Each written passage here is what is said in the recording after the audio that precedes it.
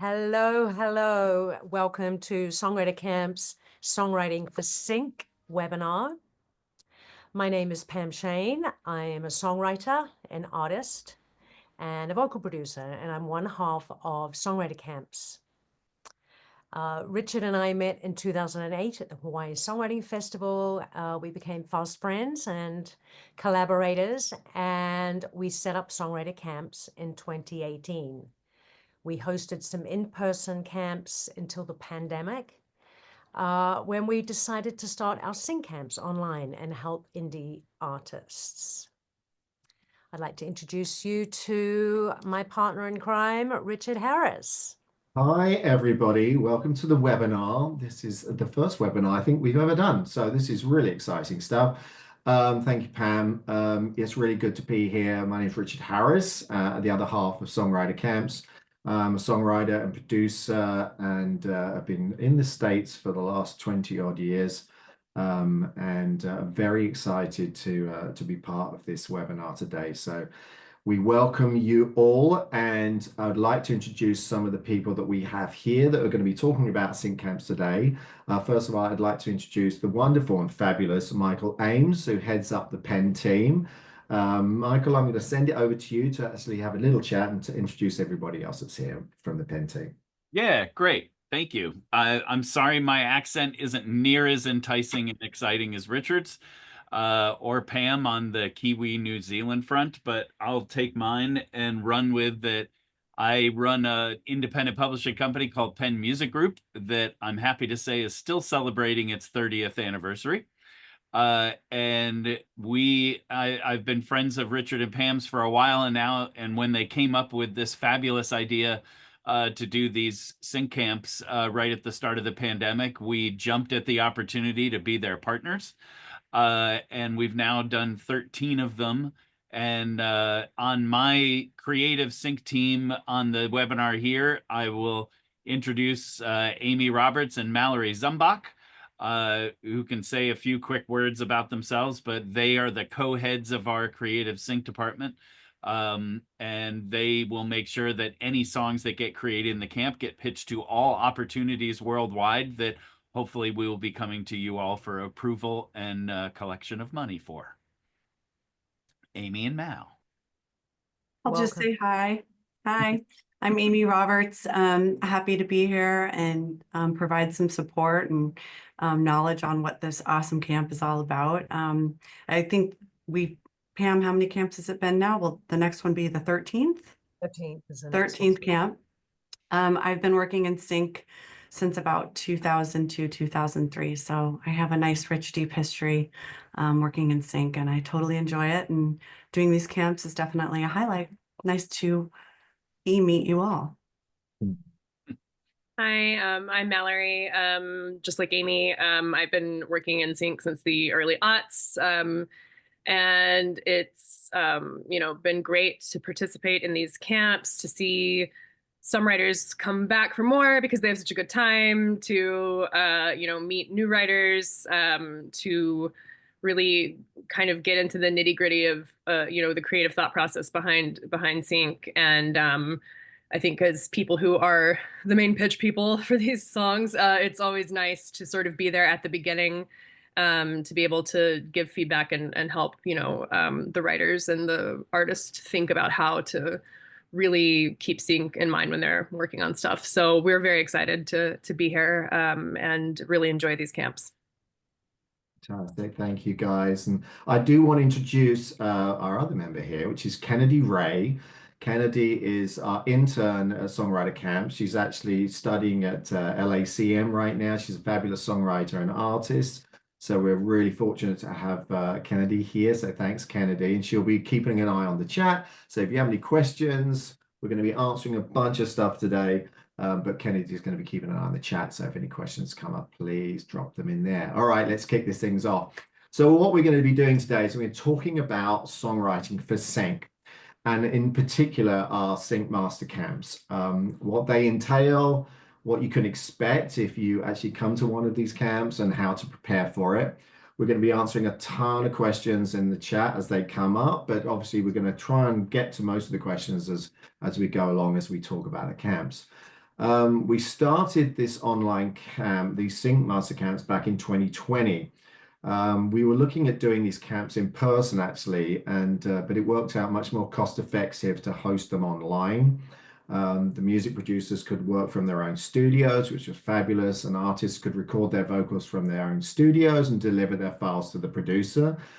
The pandemic then came in and really kind of forced us to kind of go online, and the internet opened up our eyes a little wider and made us realize that we can connect and collaborate way more effectively now on an international scale without having to travel, and all of that expenditure that it entails as well.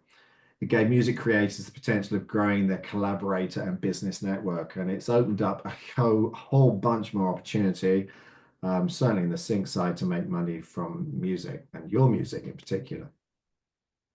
Yeah, we designed these camps for independent artists, producers, and songwriters who want to learn new skills in sync. How to write music to supervisor briefs. It's a way to meet new advanced level collaborators and to connect them with music supervisors who are looking for new music to use in their shows. Our camps make it possible to have your music represented and pitched worldwide, one stop, by our publishing partners at PEN Music Group. In 5 years now, we have hosted 12 camps, had over 200 independent music creators, and over 70 US music supervisors take part. And I know that Michael is very proud that I think we've only ever had one repeat. That's fun. On the music supervisor side. Yes, sorry, yes, on the supervisor side. Yeah, which is amazing. And we have secured an amazing amount of placements. Well, PEN has really helped us with that, placing some of the camp songs in a recent Fast X movie trailer, a Hallmark movie called Scouting for Xmas, Scouting for Christmas, TV shows that have included Batwoman, Kung Fu, Riverdale, Found, Sex Lives of College Girls, Catfish, Maggie, and many more. And some of our attendees have had their very first placements with us because of the camps. Yes, this camp is for intermediate to advanced level songwriters, producers, and artists who want to learn to write to brief and have had their music placed in TV, film, advertising, and trailers. Yeah, and you walk away from these camps with 3 master quality produced songs and get to broaden your network of collaborators and build fantastic relationships with music supervisors. You get to write to current and ongoing briefs, and you'll be mentored by music supervisors who are looking for new music to use in their shows. Yeah, and you get to keep and own your music.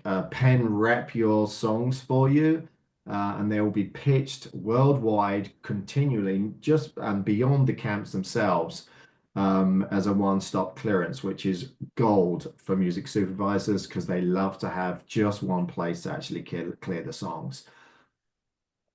And another great thing is you get to write to all of the briefs after the camp, some of the ones that you didn't get a chance to do during the camp, provided you agree to work with the attendees within the camp, and under the same agreement with PEN.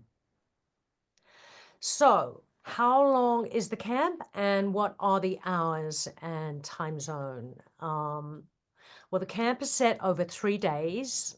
It's via Zoom. And the hours are 10 a.m. to 6 p.m. PST, which is the Pacific time zone. All attendees sign an acceptance letter to commit to those hours and to show up for those hours. The first morning of the camp is a little earlier, 15 minutes or so earlier, to deal with introductions and details on how the camp will run. So how many music supervisors attend each group and how does it work? Amy. Oh, you're on mute.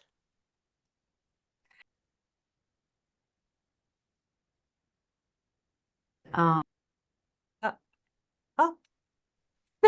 Can you hear me? There Okay. we can. You're in and out and in and out.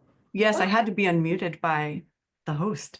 As Pam and Richard mentioned, we have 3 days of camp, And each day we have 2 music supervisors. So there are 6 music supervisors total for the whole camp. We pull music supervisors in from all facets of the sync world.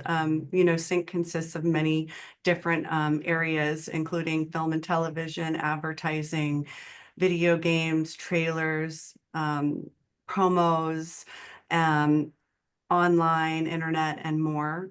And we have connections in kind of all of those areas. We tend to aim to have themed days, ideally picking 2 music supervisors in film and television for one day. Another day we may have 2 supervisors that work in trailers.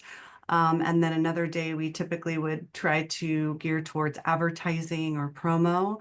And that way it gives you a catered day of a very specific focus in sync, because every area of sync has a different writing style, different lyric needs, different genres, tones, and arrangements, all kinds of things. So we do our best in the camps to try to compartmentalize day by day. Sometimes we mosh it up a little bit, but you'll definitely get a wide variety of opportunities to expand your horizons as an artist and producer and top liner, and really kind of like push where you go as far as your creativity. That being said, we always recommend that you root yourself in your strengths as an artist and a writer.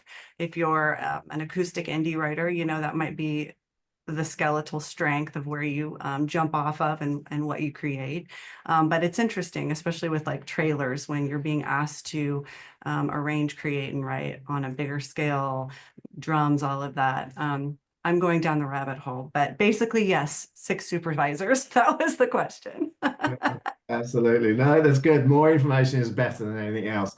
So I'm going to talk a little bit about what are the roles that everybody plays and the expectations for each day, and also for playback. So we have 3 specific roles that we have come to the camp: producers, top liners, and artists. And we are basically, you're put into a different group every day with a producer and a top liner and an artist. The producer is obviously there as the track builder, and obviously a co-writer as well.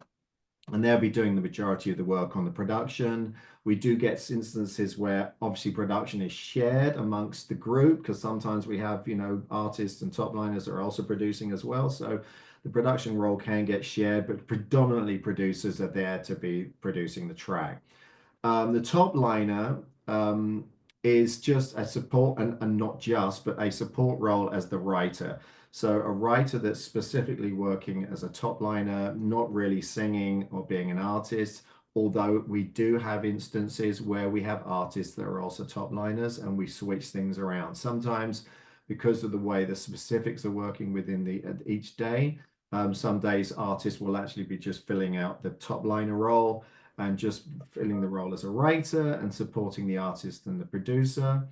And then the last role is obviously the artist, and the artist is there obviously as the featured artist, and not only obviously as a writer, but there to record vocals. So we do have an expectation that if you're an artist for that day, and if you're coming to camp, you actually will have to be able to record professionally at home and send files to the producer. Tuning vocals and also editing your own vocals is a must. So that is part of the role of the artist. It's just slightly beyond what we expect from the top liner. But everybody's pulling their weight. We do find that a lot of top liners jump in and help with background vocals and all that sort of thing. So it kind of gets smudged as the actual brief starts to get worked on. We do specifically build out the teams, and we'll talk a bit about that later on. In terms of the expectations for the day, really, you know, you are put into groups once we've seen the briefs to make sure that you're working in the right team and also with the right music supervisor. After we do interviews in the morning with the music supervisors, which typically takes about an hour, you'll then go into a breakout room with one of the PEN team members and the music supervisor to discuss the actual briefs. talk them through, ask any questions, find out exactly what the brief is talking about, because sometimes the language can get a little bit confusing. So we go through that with the music supervisor. And once that's done, then you're off into your breakout rooms and then the writing starts. And then you're in that room for probably a good couple of hours. And then we have the music supervisors come back, again with the PEN team member that you saw earlier on, and they just have a listening to come out and visit the rooms and just kind of listening to see where you're at with the song at that point, give you any feedback, make any adjustments. And these are really valuable visits, actually. They can change how the trajectory of the song and the way it's been written at that point. Usually, either it's just to actually support what's being written and make sure that it's actually moving along. And that lasts usually about 15-20 minutes per room. And as I say, that's a massively valuable part. And then once they've left, then you carry on writing, working up to like the 6 o'clock deadline. Pam and I then usually visit at the end of the day just to kind of have another listen in, give you some support, kind of figure out what's working, if there's anything that we can help to suggest and move it on. But what the expectation is at this point, really by the end of the day, is to have the song in its essence kind of written. Production hasn't have to always be there. Obviously, you're going to have chance before playback to actually work on the productions a little bit more and start to record the vocals and do all the other bits and pieces. So we're not expecting you to finish in a day, but you, in terms of the writing, it should really be almost there by the end of the day. All the production and all the recording then will be done post camp. So that's kind of what we're looking for. And then playback typically happens around about 2 weeks to 3 weeks after the camp is finished. That then gives you, the artists and the producers chance to finish all the production and the recording. If there was any extra writing to be done, obviously you can do that in between times. And then we have the playback party, which normally lasts 2 hours. And all music supervisors are in attendance. And I'm going to actually pass this on to Pen now to actually Mal to tell us a bit about what happens at playback and some of the exciting things you can expect to happen there. Awesome. Yes. I get to talk about the fun part. You'll have to excuse me. My voice is a little tired because I was actually at a show for one of our Sync Camp friends last night. And it was a party too, not unlike playback. But basically, playback, we get all of the soups from all 3 days onto a Zoom with us. Everybody brings their more or less finished products, right, to play. Richard always does an amazing job of, mixing up the playlist in a fun way to keep the energy going and differentiate sort of between the various briefs. And each team sort of introduces their song, reminds us of what brief they wrote the song for, and then they play it in full. We listen, depending on the energy of the song. People are dancing in their seats, bopping their heads. There's a lot of always kind of feedback going in the chat from the other writers and artists at the camp, and just everybody's kind of getting into it as we're listening. And then when the song is finished, the supervisor who brought that brief gives basically their sort of final feedback on it. They'll talk about what they loved. If there's any, small thing that they wish could be further tweaked, they'll ask about if it's possible to do that.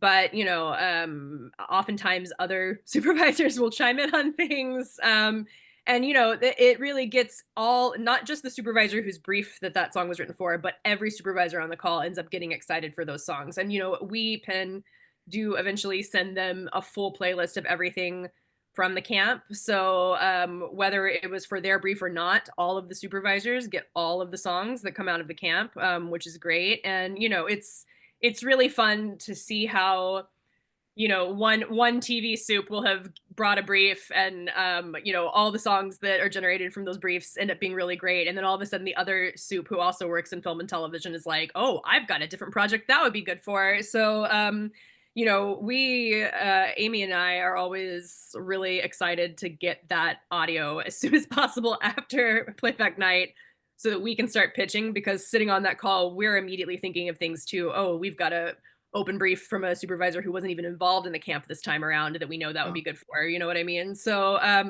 that to me, it's always amazing to see how far you as the writers and artists and producers have come since the camp day and that sort of final, that second afternoon visit where the pen people and the soups are in the room giving feedback, to whatever you've gotten done so far. It's amazing to see it go from that point to basically the final product. But also that I think playback really generates a lot of excitement, not only for the soups who are on the call to get those songs and start trying to find projects to use them in, but also for the pitch team on our end to get those songs and start pitching them right away. And it's really fun. There's so much positivity and like excitement. So definitely it's a nice way to cap everything off. Yeah. And we've actually had some tug of war moments, haven't we? Yes, for sure. Yeah, oh yeah, for sure. So they'll definitely, the soups will be really funny about like, oh, I want that song. No, I want that song. I want to use it first, So we've had that happen at almost every single playback night. There's songs that everybody starts to get really excited about, and they're all kind of teasing each other, like, I'm gonna find something for it before you do. So Yeah. it really does just generate a really great level of excitement for the songs. And we're always so impressed by the end results. Yeah, honestly, it's one of the, I mean, the whole thing is fun and hard work, I might add. But the playback is particularly fun. Just It's hearing so this fun. song from going from zero to these huge songs that we get is unbelievable. One of these days we're going to get Richard in his disco suit. I know, I keep That's the promising. goal. And yeah, I've got to find one that I think fits. Anyway, moving along. So I want to talk a bit about the teams because I spend quite a bit of time building out the writing teams for the camp, and it's built when you apply for the Sync camp, we ask a whole bunch of questions about who you are as a writer, an artist, and a producer, kind of what genres you feel comfortable working in. And the teams are built out each day with a view of what skills are necessary in the room. Obviously, I need a top liner, an artist, and a producer. And then I measure that up against the briefs that we are seeing. And we sometimes get the briefs very near to the camp because obviously music supervisors are working on shows. And a lot of the briefs they were working on at that time, we don't see them till just before the camp. So I'll build the teams out to really kind of maximize the sort of talent in the room, making sure everybody's working and writing to briefs that they feel will suit their style and their genre. So those teams are built out with those sort of ideas in mind. And then, as Pam was saying earlier, that means you'll be working with one specific music supervisor that day. The other music supervisor does have briefs, which we will open up at the end of the camp. So you do get a chance to work on those as well. And there's a situation where you actually won't work with everybody. I mean, we're trying to get you in with the right producer and the right top liner if you're an artist, and vice versa for top liners and producers. But the great thing about this is obviously you're going to be meeting a lot of new collaborators. And once the camp is over, if you decided you want to work with these other people, that's great. And then you can obviously write to the briefs that you haven't had a chance to write to. So it's a great opportunity to actually meet new collaborators. But that's how we build out those writing teams, really to make sure that you maximize your talent and against the brief that we have actually seen for that day. And it will change up every day. So you're not in the same team for 3 days. It changes every single day. So you'll be working with different people every single day. Yeah. Yeah. So how many people attend each camp? It's usually around 18. We sometimes go up to 24. We try to keep these camps intimate enough that they feel exclusive and super supportive. You get all the support you need. You're placed into groups of 3, as Richard mentioned, a songwriter, a producer, and an artist. You work to your strengths and your team strengths, and making sure that you keep to the artist authenticity in the room. You've got a choice of briefs to choose from, and you ultimately should choose the one that best fits your team's strengths and skills in the room. You're working to a bit of a time crunch, so it's always best to talk about your process and how you all might be able to make it work in the room, because everyone's got a different process, and you may need to have to adjust it because you're online. So, Amy, I want to ask you this question. What are the supervisors ultimately looking for in a song if you had to choose the main points? Can you hear me? Yes. Okay. Well, first of all, it's important to clarify that the supervisors want you to win. They want a winner song. They are putting their time, their precious time, into sitting in on this camp with you, and they're giving you exact specific details in these briefs as to exactly what they want.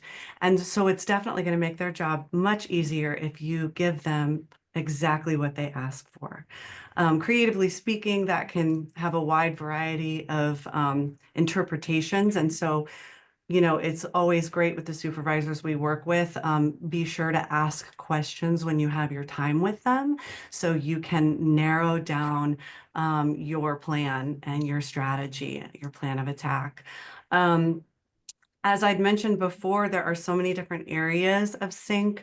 So depending on what area the supervisor is working in, and then additionally, depending on what specific project they're working on, that will have a lot to do with what they're asking for the song.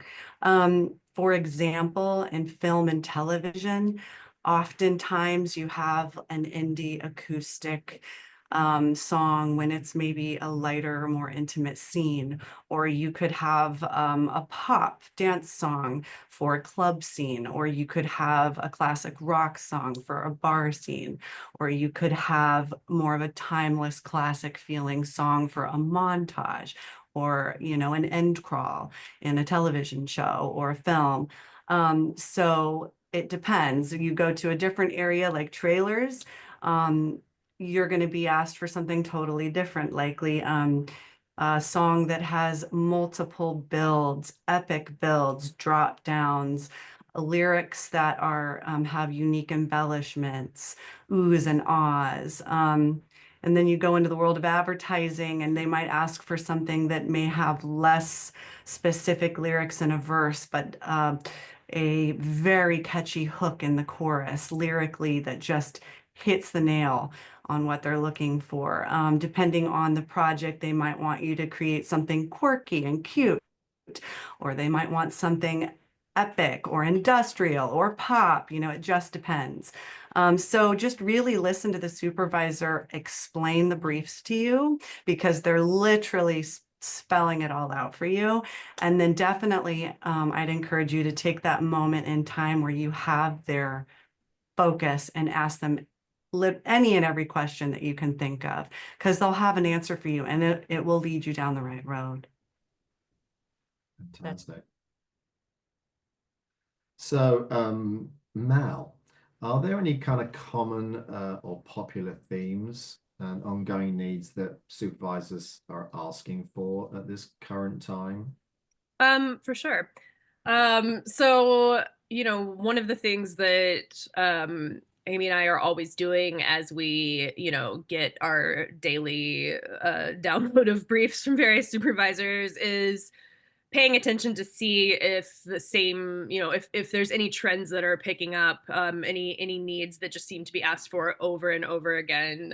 You know, that's part of our whole job, is to sort of keep an eye on that. And if you know, when you do the camp, I think for the writers and you know, producers and artists, it's definitely one of those things where you will hear us sort of iterate that, like when it comes time to decide on what brief to pick. You know, you may hear Amy or I say, oh, you know, all of these briefs are the kind of briefs that are going to generate songs that we can pitch for so many different things, because they're hitting on, you know, these specific lyrical needs that we see a lot of. You know, I think obviously, as Amy was saying, the needs can vary pretty widely across media type.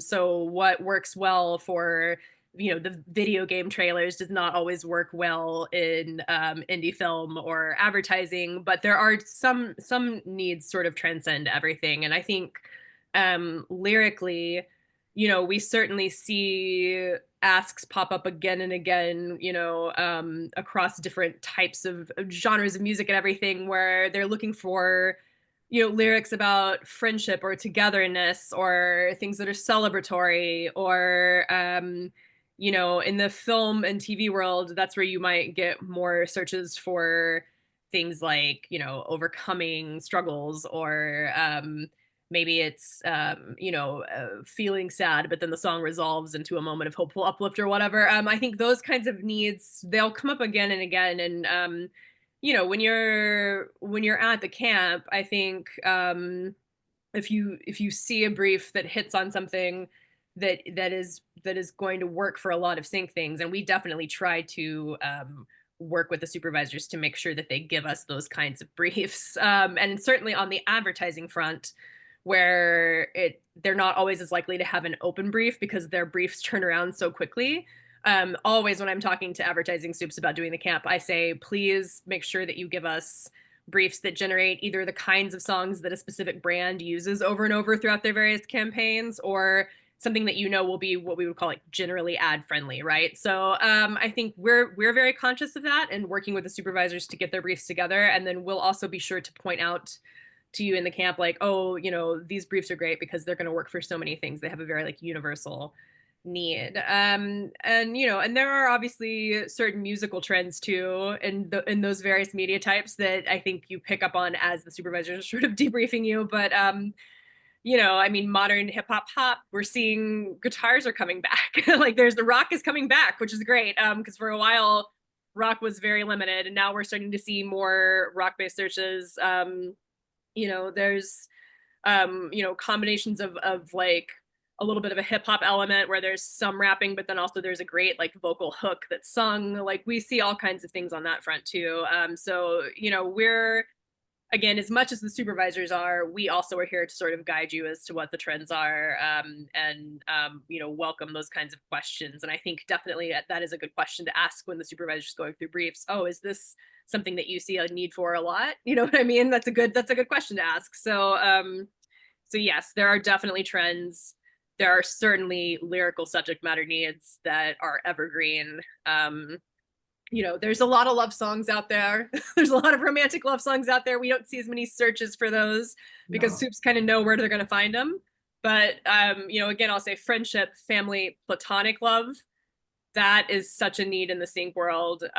We see it, I won't say daily, but we see it a lot of days of the week, every week. You know what I mean? So that's the kind of thing that you will learn more about by doing these camps. What really works in our world that's not necessarily what people fall back on writing, when they're not thinking about sync. Yeah, absolutely.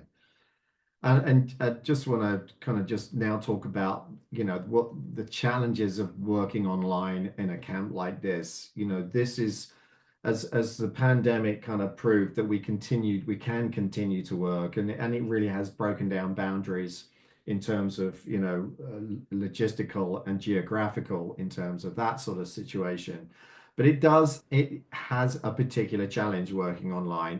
There's definitely a barrier between where the screen kind of gets in. So there is always a little bit of a challenge working online.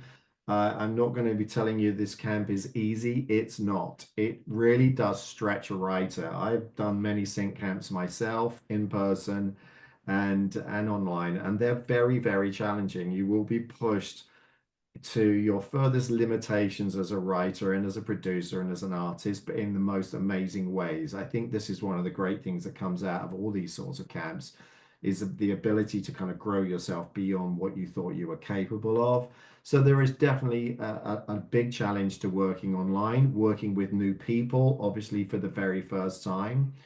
And really, in terms of preparation for a camp like this, it really is about coming here with an open mind. We all expect everybody to park their egos at the door, the proverbial Zoom door, if that's the case. and really just kind of get yourself ready for camp. In other words, bringing some sort of, if you're a top liner, bringing some melody, lyrical ideas, title ideas, doing some research online, looking at, what works well in film and television, listening to shows, and obviously seeing what kind of music is being used. And for producers, obviously having your rig together, making sure everything's working, figuring out how you're going to work online together. A lot of people like to use audio movers. If you're a producer and you're not aware of that, try going and looking for that. That helps kind of working and collaborating outside of Zoom. You can still use Zoom, but it was a way of you being able to, actually directly send audio directly from your DAW, and you can be cutting vocals right there and then. So audio movers is a good place to start for producers.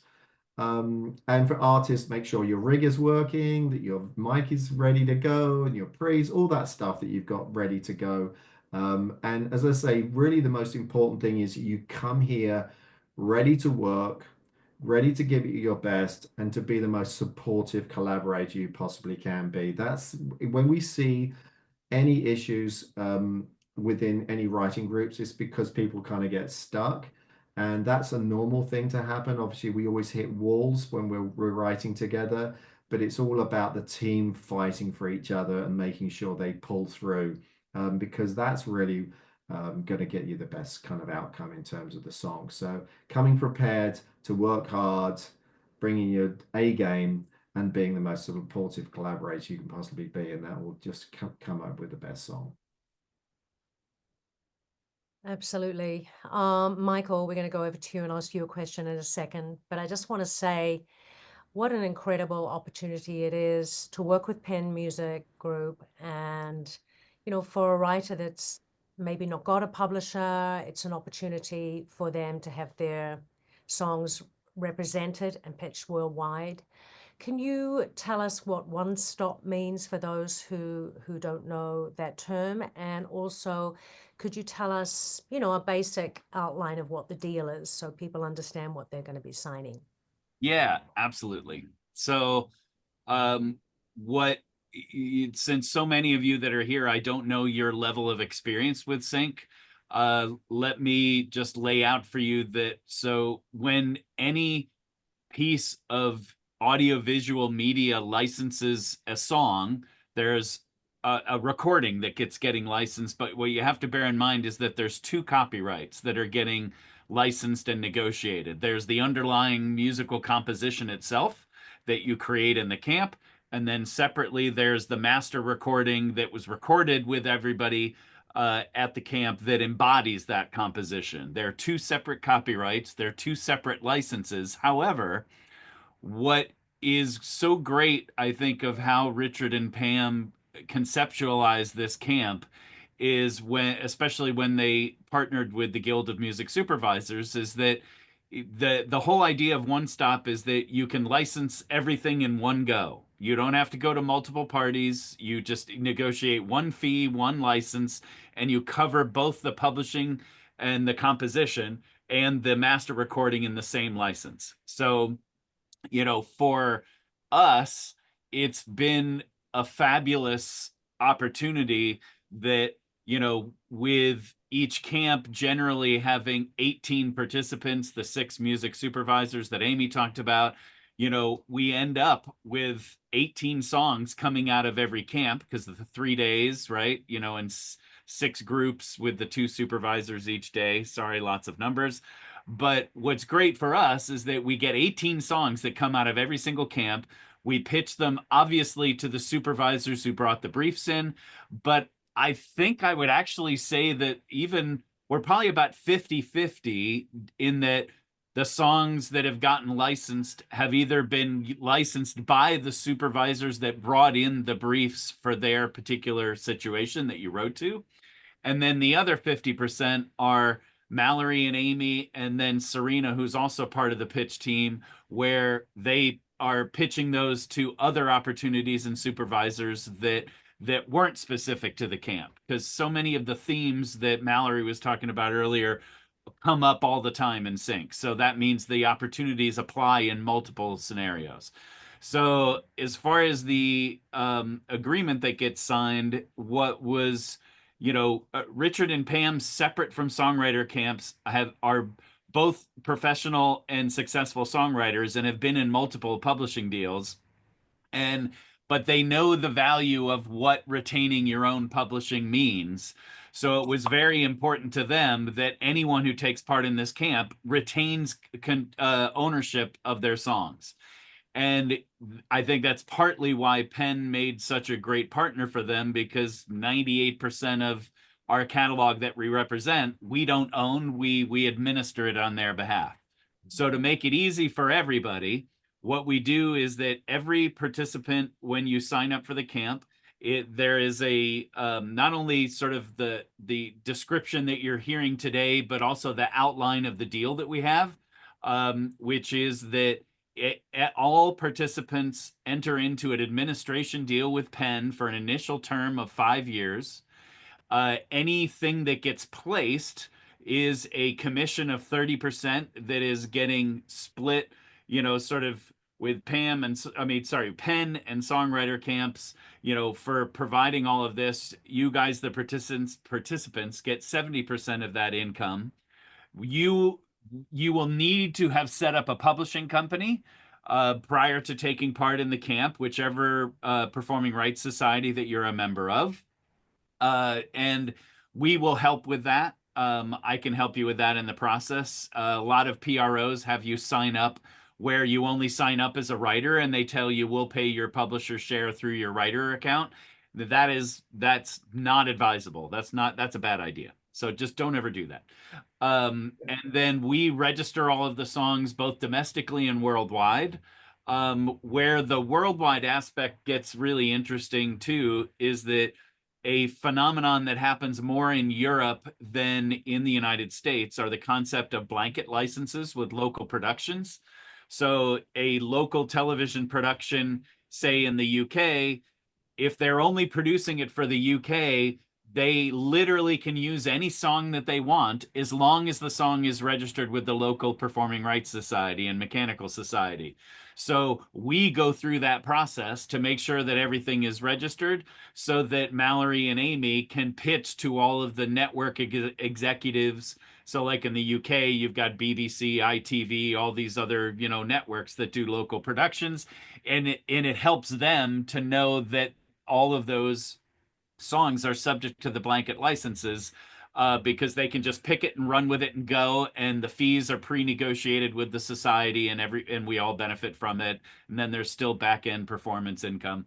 There's also a unique income type that, again, does not exist in the United States, called a broadcast mechanical. So anything that gets aired on television generates not only a performance royalty, but a mechanical, and you need to have a local publisher registering and claiming and collecting that on your behalf. Otherwise, you're not going to see it, because that income cannot come back to ASCAP, BMI, or CSAC, because they are just performing rights societies and are not allowed to actually collect mechanicals.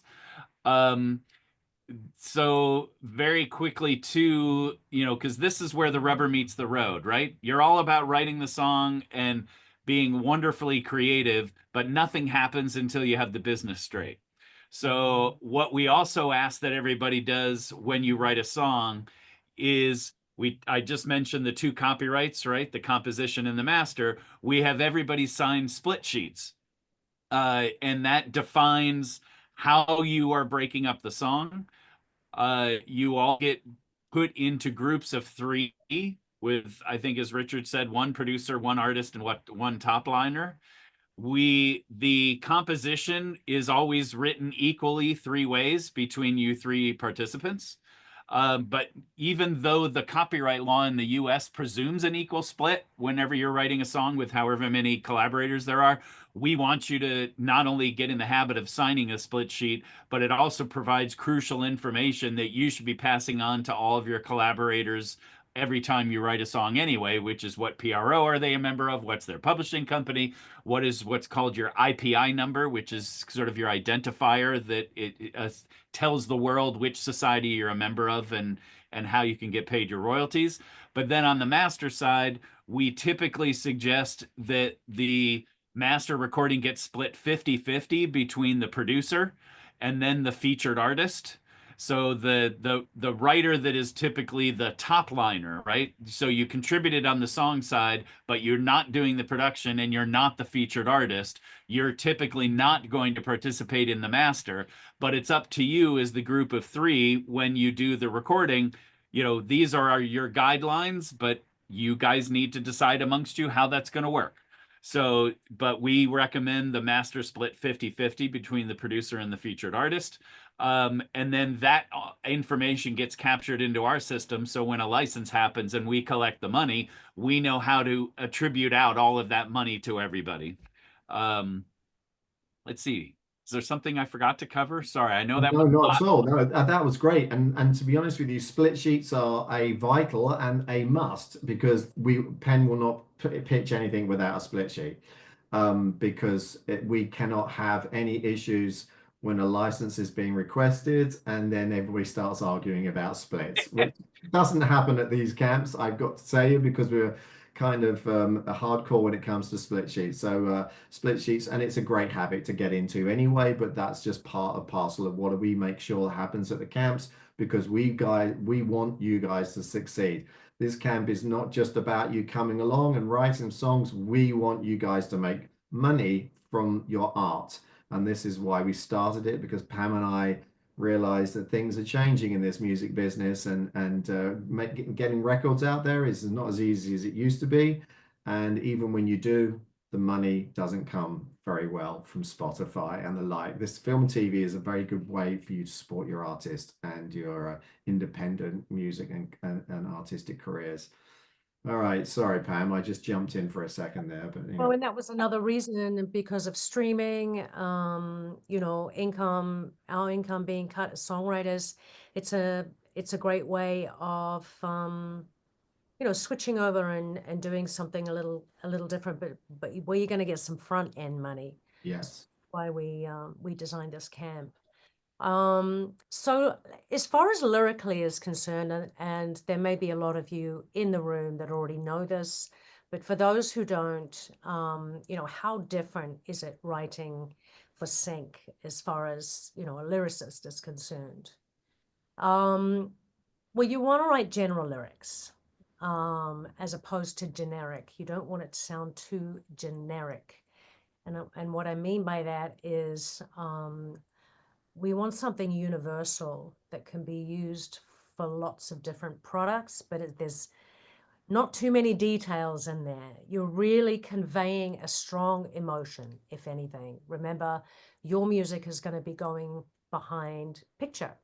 So you want to convey this strong emotion, and connect on an emotional level to your audience, people that can relate and feel. So often, you know, going into senses or something human, if you can humanize this song. Choruses and often repetitive hooks in choruses work really well. As Amy mentioned earlier, vocalies works really, really well in Sync. You know, vocal hooks, instrumental hooks. The things you really should avoid are details, as I mentioned, people's names, places, specific times and events. They are really making it difficult to, you know, you don't want to write a song about Mary and, you know, the main character's name be Joanne. So, you know, keep away from those sort of things. It really ultimately has to come, the artist is going to be singing this, so they have to feel, it has to feel believable to them and authentic to them. I think that's pretty much it. Anybody? Yeah, I think lyrically, look, you know, a lot of it will be determined about what the brief is looking for, but this idea of being authentic but just working within that kind of general vibe is so important. And moving on to things like, you know, production and arrangement. You know, arrangement can pretty much stay as you normally would do in terms of verse choruses, even a bridge is allowed now and again. But I think the difference between sync and even just general releases is that in sync they're looking for dynamics, they're looking for movement.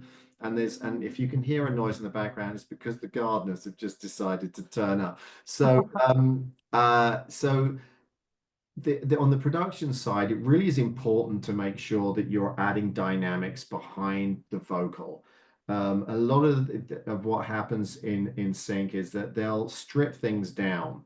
You know, we always ask for stems, and that's a breakdown of the track and into various different areas like drums and bass and keys and orchestra and vocals.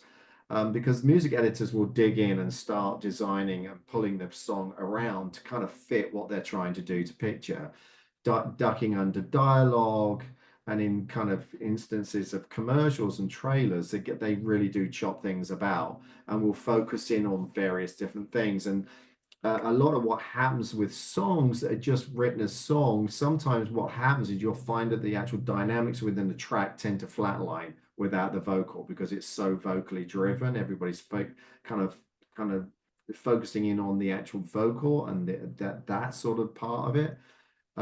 Whereas if you take that out and the track flatlines underneath picture, that can be a no-no. And even if they think the song is fantastic, but then they go to the instrumental and go, the instrumental just is not moving enough.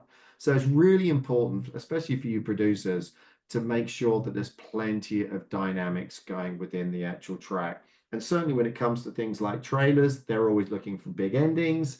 End of episodic, always looking for big endings. They want to see something starting very quietly and then building and building and building. And these are the sorts of things that obviously will be talked about within the breakout sections when you're going through briefs, but it's also just a general point in terms of how things work in sync with regards to production and arrangement. And these things, ideas of vocalese, yes, very important, and also instrumental hooks within the track.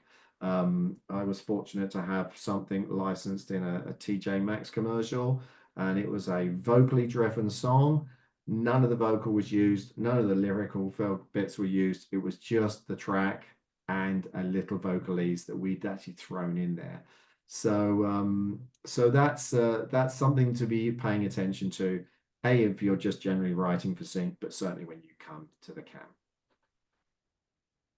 And I just want to say, Rich, because you have played us before some different versions of the end version of a song that has actually been used in sync, and it doesn't resemble anything from what you've actually written. So they will take parts that you may have, you know, just use as a little part at the end. It's all to do with supplying the editors and supervisors with dynamics, lots of different sections, and they make up their own edit. Yeah, absolutely. And actually, it's a fun thing to do, actually, if you're just kind of doing research, is thank God for Shazam, is if you hear a song in a commercial that you don't recognize, you know, Shazam the song. Go listen to what the song actually sounds like, what the original sounds like, and then see what they've done actually against picture. It can be really informative to show you kind of what music editors kind of get locked into and what they've used to help drive the emotion within the picture itself, but also obviously selling product when it comes to commercials and stuff like that. So just a fun thing to do some of the research. Authenticity. Mal, how important is it for an artist to be authentic to their own style? I think it's extremely important. I think that's one of the reasons why we ask the supervisors to bring multiple brief options to the camp, because we want your group to choose the brief that like best sort of adheres to your group's artist sound. I think that, you know, most supervisors have been doing this for a while and obviously listened to a ton of music all day, every day, and they can tell the difference.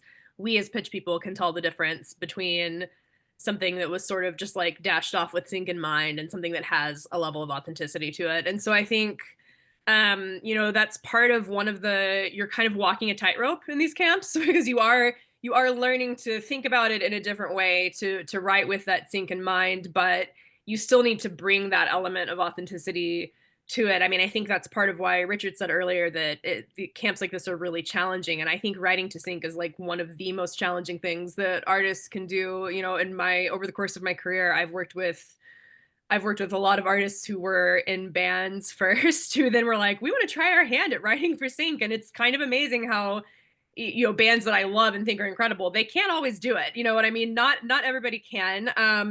And I think perhaps if they had been presented a unique opportunity like this to actually sit with a supervisor and sort of learn how to do it from the ground up, that I think that makes a huge difference. But the thing is, like, you just can't lose that authenticity. You have to bring that authenticity to it. You know what I mean? And that it is challenging, but it will make you a better songwriter, not only for sync, but I feel like in general. Do you know what I mean? So I think that's a great thing about a camp like this. And we have watched, you know, as Amy and Pam were discussing earlier, I think this will be the 13th camp that's coming up. And we have watched some people, you know, pop up in different camps along the way and seen their growth and their ability as writers, as artists, as producers. And that is incredible. And I think, you know, we've watched people go from being like first timers who didn't really know what they were doing to becoming basically pros at this. And I've seen how it strengthened, you know, non-sync camp songs for some artists or producers as well. Like I just think that it is another way to help you sort of find your voice, but within these confines of sync. Like how do I apply my authentic voice,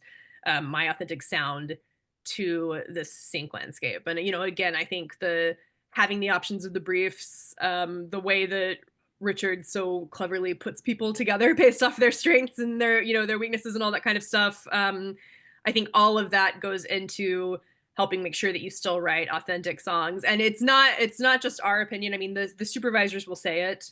They don't want it to sound like it was written for sync. We shouldn't know automatically when we start listening to this, like, oh, this was written to a brief. We should think this is a great song that just happens to be very sync friendly. So I think that authenticity is hugely important. And that is, you are going to be learning how to, you know, do all of this without giving up that authenticity, maintaining that authenticity in the way that you do it. And that's what all of us and the supervisors are here to help you sort of figure out how to do. And we've also been in groups where, you know, the song that the group started writing was not necessarily bang on to the brief, but like the supervisor was like, I love what you're doing and you should keep going there. Do you know what I mean? Like this is going to be an amazing song, and just keep going. And I think that speaks to the fact that something that's authentic when the magic is happening, you know what I mean? We can all hear it, and the supervisors will love that. So I think that's definitely something that is just, it's so vital. It's like this is an art, you know what I mean? We want you to be able to earn money with this stuff, but it's also an art, and we want you to be strengthening your art through this process. So authenticity is huge, super important. And we've actually had some attendees that have had their first sync placements through this camp, and also some that have gone on to sign full admin deals with PEN.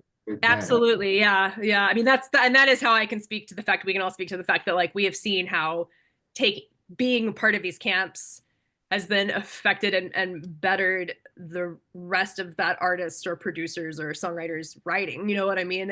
We see it play out not only in the songs that they turn in for the camps, but in the other songs they're sending to us when we start working with them. So for sure. Yeah. Metadata, that word, what does it mean, Amy? And who's responsible for doing that at these camps? Metadata. It is the holy grail of sync. It is your responsibility as the creator of your content to ensure that every single T is crossed and I is dotted. Every single writer is included. Every single bit of information, IPIs, publishers, if they exist. It is crucial that this is provided with song delivery, and PEN has a very simple, easy format of doing that, uploading the metadata when you deliver your song. We have supervisors that refuse to listen to a song if they open up the audio and see that the writer's column is blank or no other information is listed or one little tiny thing is missing, and you just lost your shot right there at getting heard. It is one of the most important things. If you write a beautiful song, it doesn't matter if you don't have the metadata. We have an artist right now that I've been chasing down, literally physically chasing down to get the remaining writer information so that I can pitch it to a great show. And it's really, really to your benefit to have the mindset starting now, starting yesterday, that there's no point in being an artist or a producer or writing music if you don't have that business side down and you're ready to provide the details, because it's all in the details. So definitely, definitely pay attention. Make sure that when you're in your groups, you're all collaboratively talking about making sure that all the information for each and every one of you is included in that form before it's sent over for pen. Including the title and the spelling of the title. Yeah, I know. So Very silly to say that, but it's totally true. Yes. So Okay. yeah, metadata.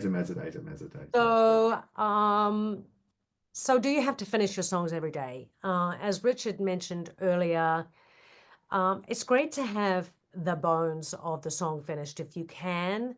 It's not a must. You can arrange to get back together with your teams pretty soonish, because in 2 to 3 weeks you'll have to deliver a mix.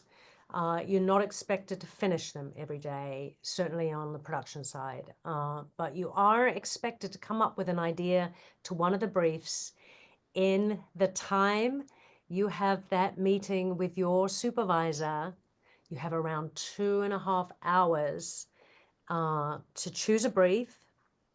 So there is, some time restraint there to come up with an idea, whether it be a melody idea with some lyrics, a musical idea, something going from the brief.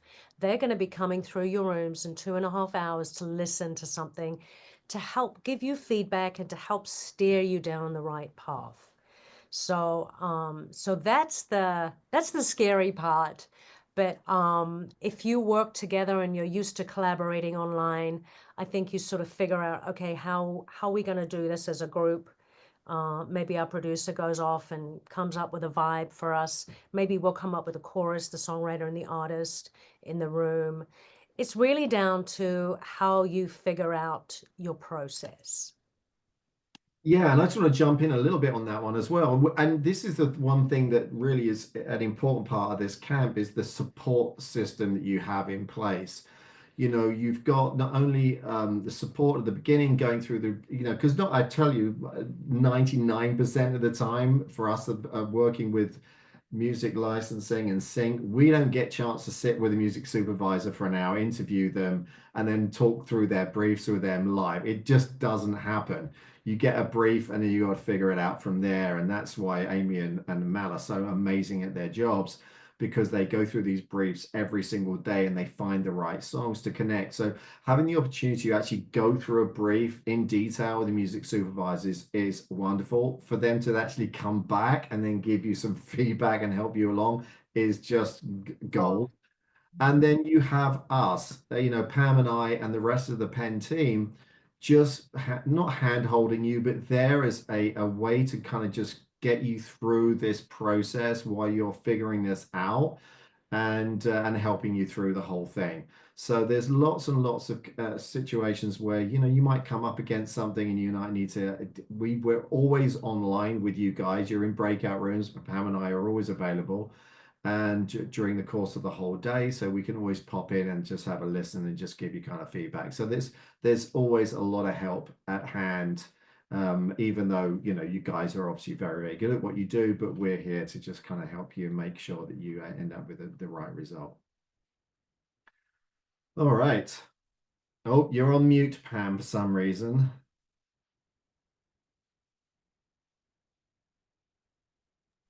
That's because Okay. my phone rang. Oh, okay. My home phone. Still got a landline, people. I know. So I have answered a couple of questions in the chat. If you have any more questions, we'd be very, very happy to answer them. Also, our email is info@songwritercamps.com. If you have any other questions about the Sync Camp, please fill in an application form. Go to our website, which is www.songwritercamps.com. And you'll go to our programs and find Sync MasterCamp.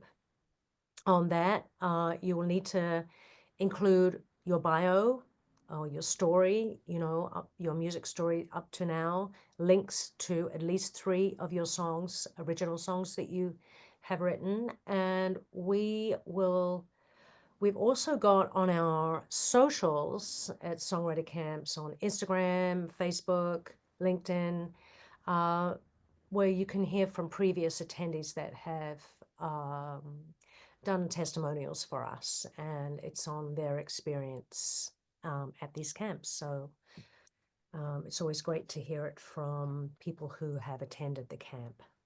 Is there anything that anyone on the panel would like to add? I think we've covered a lot of ground. Actually, we did have one question coming. We've been answering quite a bunch actually while the camp's been going on. So thank you, Michael, and everybody for diving in and answering those questions for everybody. And this is one that came in is, what is the main difference between what this camp produces versus writing music and pitching it? Would the main difference be the creative brief and access to the supervisors? Well, shall I answer that? I'm just gonna... please. Yeah. Yeah. Well, yes. I mean, look, the good news is that in this particular camp, you're told we need a round peg for a round hole. So you start writing the round peg, as opposed to we're writing a song and then, hope to God a brief comes up that fits that thing. I wrote a song with a sync artist, and I'm not actually just a sync artist, but a fabulous artist, but also does very well in sync. And we just wrote a song. It took 7 years to get licensed. So it does happen. And there are plenty of instances where we've written a bunch of songs and they eventually will find a home. The good news about this one is you're specifically writing for that brief. And even if it's not an active brief at that moment, a lot of some of the briefs that we get are for just regular sort of requests. They're working, a lot of these music supervisors are working on maybe season 3, season 4 of a particular show, and they may even be between seasons, but they know kind of what's coming up. So they start to pull in songs from that. So, so that just to answer your question, basically, yes, this camp gives you an opportunity to really, really, really write specifically for a particular brief. And then obviously to make relationships, not only with other collaborators, but also with other music supervisors as well. Yeah, I just want to add, thank you for everybody that attended today. Thank you to our panelists, our team at PEN and Kennedy. Also wanted to add to that one question is something that I think that Mal or Amy mentioned earlier, which is the supervisors are looking for new music. They're actively looking for new music and new artists to use. They want to discover new artists. And by coming to this camp and being involved in this camp, we've had a lot of feedback from music supervisors that feel invested from doing these camps and finding the music and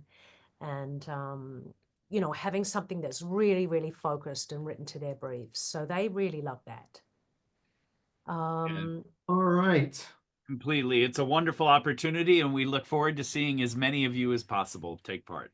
Absolutely. Well, listen, we're going to wrap it up there because I know everybody here has got other things to do. There's meetings coming up because Mal and Amy and Michael have got lots of songs to pitch. So thank you guys all for coming to this webinar. We hope to do more, so please stay in touch, and we'll see you at Sync Camp, if not before. Thank you so much, and we're going to wrap it up there. Bye, everyone. Bye, everybody.